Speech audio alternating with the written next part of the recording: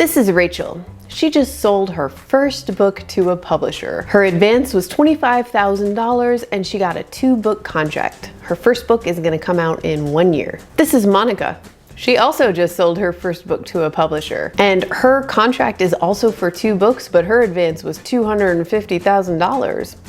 The first book is scheduled to come out in 1 year. Rachel and Monica both have pretty average social media followings. They post about their book deals and they both get tons of virtual confetti and congratulations and lots of love from their new publishers. A few months later, Rachel and Monica both get their edit letters. They revise their books, they turn them back in, they probably do this a few times. Fast forward another month, Monica gets the cover for her book and her publisher sets up a big splashy cover reveal on BuzzFeed. Rachel gets her cover too, and her publisher encourages her to ask around and see if any book bloggers might be willing to host her cover reveal. 6 months before the release date, Monica gets her marketing and publicity campaign from her publisher. There's a blog tour. There's even a real tour. She's going to be featured at several big festivals and conferences, and she's going to get to be on panels with a few really big name authors. Meanwhile, Rachel receives an email from her editor letting her know that the publisher is going to bump her pub date back just a few months. Her editor assures her that this is for the best because her book is going to do better in the next season, in the summer when everybody's looking for a beach read, or in the fall, the biggest season for book sales, or in the winter because holidays and gifts, or in the spring because everybody's buying books for their summer vacation. I don't know. There's always a reason the next season is better. Rachel is pretty bummed, but she's still really excited about her book release. Then she realizes that because of how her contract is worded, this means that the next few installments of her advance are also getting bumped. She scrambles, picking up any extra work she can get to make up for the money that she thought she was going to be getting in the next few months for work she has already completed. After months of tours and events, Monica's book comes out to rave reviews. Her publishers blast every single mention of her book on all of their social media accounts. Monica is thrilled, but she's also exhausted. But there's no time to rest because she's got to write that next book. Rachel wants to work on her next book too, but since her first book's pub date got bumped, her second book's pub date also got bumped, and oh, that means that money's gonna be coming in later than she thought too. Suddenly, that $25,000 Rachel got for her 2-book deal goes from being stretched out over 2 years to 3 years. Well, it's not like she quit her day job or anything, so it's fine. But as her first book's release date finally draws closer, Rachel finds herself spending all of her time doing whatever she can to promote it. Her publisher has been encouraging her to grow her social media following and connect with readers that she doesn't have yet because her book's not out. And Rachel busts her butt, tweeting, gramming, posting, all of it. She reaches out to dozens of book bloggers, and lots of them welcome her to come do an interview or write a guest post on their blog. Rachel ends up writing 20,000 words of blog posts. And while she is so grateful to those bloggers for letting her use their platform to promote her work, she can't help wishing that 20,000 words had gone to her next book. Monica, meanwhile, she's working on that next book, but it's a struggle. Her first book is really taken off, hitting all the lists, and her social media following is blowing up too. There's already buzz about big awards in her future. It's all really exciting, but Monica is starting to feel the pressure. What if her second book isn't as good? Every time she gets online, seeing all the buzz and all the hype just really stresses her out. Rachel gets her trade reviews and they're great. She's thrilled. Her publisher encourages her to share the news about them on her own social media accounts. Then she gets an invitation to a book festival in another state. Amazing. She tells her publisher and they say, "Congrats, we're not paying for hotel or airfare, but if you go, have a good time." Rachel decides it's worth the hit to her income, so she pays her way to the festival. She has a great time. She sells 5 books. Monica wins that huge award. She can't believe it. Her publisher is over the moon. She is the next big thing, and she is terrified to the point where she can't write. One day, she announces she is taking a hiatus from social media in order to focus on her next book. Her publisher supports this. They promote this. They retweet, they like, they share, and Monica goes offline. Her editor is also super understanding and guides her through multiple deep revisions until the book is absolutely beautiful. Rachel turns in the draft for her second book. 6 months later, she gets her edit letter and it ends with the request that maybe could she get this revision back in the next week or so? Because otherwise, if we don't get into copy edits, we're gonna have to bump that pub date too. Rachel sacrifices work, sleep, and her own mental health to rush that revision and get the book turned in on time. Monica's second book is released to even better reviews than the first. Her publisher immediately offers her another 2-book contract for even more money. Rachel has an idea for another book too, and she's super excited. She pitches it to her editor, and her editor very gently tells her that sales on her first book aren't that great, and the publisher would rather wait and see how book 2 does before they buy any more books from her. Because so much is riding on this, Rachel asks, what's the marketing campaign? What's the publicity campaign for my second book? And the editor says, well, we don't really have one, but you should really focus on your social media following and do whatever you can to get that book out there. After all, look at how well that's worked out for Monica.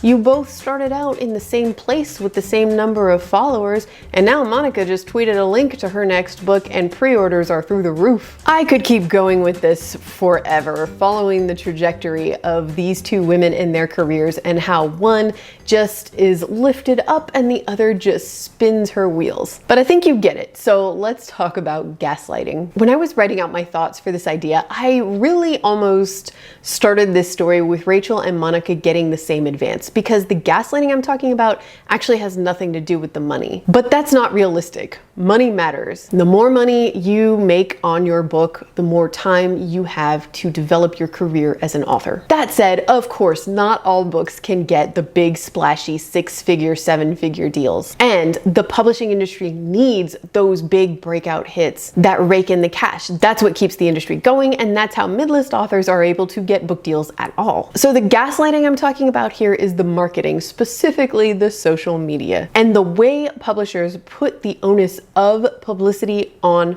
authors. Authors who get giant advances tend to also get giant marketing campaigns. Their social media followings grow exponentially because their publisher launches a 6-month book blitzkrieg. And yes, there are authors who build a massive following first and then they get a book deal. But here's the thing, we have had at this point years of data telling us exactly how that goes. And the fact of the matter is, unless you're an actual celebrity, big numbers on social do not equal big numbers in BookScan. It just doesn't translate to sales. Yet most mid-list authors are constantly being encouraged by their publishers to grow their social media following, to form a street team, to create a pre-order campaign, to design shareable graphics. In other words, to do all the stuff publishers do for a handful of authors every season. I was inspired to make this video after reading Kason Callender's blog post on social media expectations last week, and I'm going to link it in the description below. Please read the whole thing, it's great. But for now, here's my favorite part. This should be the baseline expectation for everyone, that no author should ever have to commodify themselves and their energy and their time for the sake of publishing and for the sake of capitalism. Our only job is, and always will be, to write. Anything else should be what we give of ourselves freely because we want to, not because it's necessary. This was a basic understanding, but the rise of influencers, of fake fame via social media, has shifted our focus away from our words and our stories, and to desperately clinging for every bit of attention we can find, thinking this attention equates to our success as authors. It doesn't. Side note, Kason also gets into looks and how that plays a role in how and how much publishers will market their books. And yes, I mean physical looks, like attractiveness. And here is where racism and sexism and ageism and all the isms come into play. I have a lot more thoughts on this, but I'm gonna save them for another video. This is about the gaslighting, and the bottom line is this. Publishers know as well as we do that a robust social media presence ultimately does not move books. So why are they gaslighting authors, debut authors, and mid-list authors who are struggling to revive their careers? By telling them they can help their book sales by putting their precious time, energy, and resources into a DIY publicity campaign based around social media. Especially because isn't that their job? Yes, not every author can get a massive advance or a book tour or flights and hotels for events. I totally get it. But can publishers not give all of their authors a tweet? A shout out on the gram? A shareable graphic or two? Because as Kaysen says in their post, the reason most authors go through the incredibly painful process of finding a literary agent and going on submission to get a book deal rather than self-publishing their novel is because they do not have the time, the money, the skills, or the desire to package and promote their books themselves. That's what traditional publishers do, except they don't anymore. Not for 95% of their authors. And it's not just social media, the gaslighting happens elsewhere too. Let's talk about festivals and conferences for a minute. I spoke to the head organizer of a major festival conference. I'm gonna be really vague here, but a big event that happens annually, attracts tens of thousands of attendees, and gets like big name authors. This organizer, let's call her Phoebe, told me about a conversation she had with a mid-list author, let's call him Chandler. And she said something about how it would be so great to have him at the event next year. And Chandler was like, "That's weird. I actually asked my publisher to pitch me for the event this year and they said you turned me down." And Phoebe was like, "Yeah, your publisher definitely did not pitch you for this event." And Chandler was like, "Could I be more pissed off?" So yeah, his publisher straight up lied to him. And Phoebe told me that this is not a rare occurrence. She's actually seen it happen a lot. I had always assumed that these types of big festivals and conferences only accepted big best-selling or award-winning authors. Nope. Turns out a lot of these event organizers would actually love to balance out their panels with a mix of big-name authors and mid-list authors, because then they can connect the readers who attend their events with authors they might not have heard of. It's the publishers who are keeping those mid-list authors from the events and giving all the events to those few authors. And just for a second now, let's go back to Monica, one of those lucky few. She got that tour, she got that publicity, and her career took off, and that is great. It's awesome when that happens. But remember how overwhelming it was for her? How for months she couldn't even find time to write because she was constantly traveling and touring and doing events and speaking and signing books and meeting with readers. It sounds glamorous, and in some ways it is, but man, it is also exhausting. Even if you're an extrovert, and how many authors are actually extroverts? It seems to me that if festival and conference organizers are happy to have a mix of big name and mid-list authors, and big name authors would be happy to scale down their intense tours just a little bit, just to give them some room to like rest and recover and write, maybe? And mid-list authors would jump at the chance to be featured at one or two of these big events. That wouldn't cost publishers anything. It would just take a tiny bit of redistribution. Now, I have complained about traditional publishing in previous videos, and one thing that I have always neglected to say, and I'm gonna say it now before I forget, is this. I know a lot of people who work in the publishing industry, both professionally and personally. I know editors and marketing folks and designers and publicists, and they are wonderful people who love books and love authors. I think it's easy to hear these types of stories about traditional publishing and start picturing the staffs of these big houses as just being made up of greedy, misogynistic, homophobic, racist sock puppets. But they're not. Obviously, as with any industry, you're gonna find some jerks. But by and large, this is a problem with the system, not the people. And yes, people can change the system. And there's a lot that can be done to fix this from within. Step number one, stop gaslighting authors by telling them to grow their social media followings when you know that isn't going to do a dang thing. But I got into this topic with a marketing director once. She is a friend, not someone who has ever worked on my own books, and I kind of went on my rant about this. And she laid out for me what things look like from her side. How Amazon and booksellers and just capitalism in general can kind of pin publishers in so that stuffing all their resources and hopes and prayers into a few books per season is just their best bet for survival. I get it.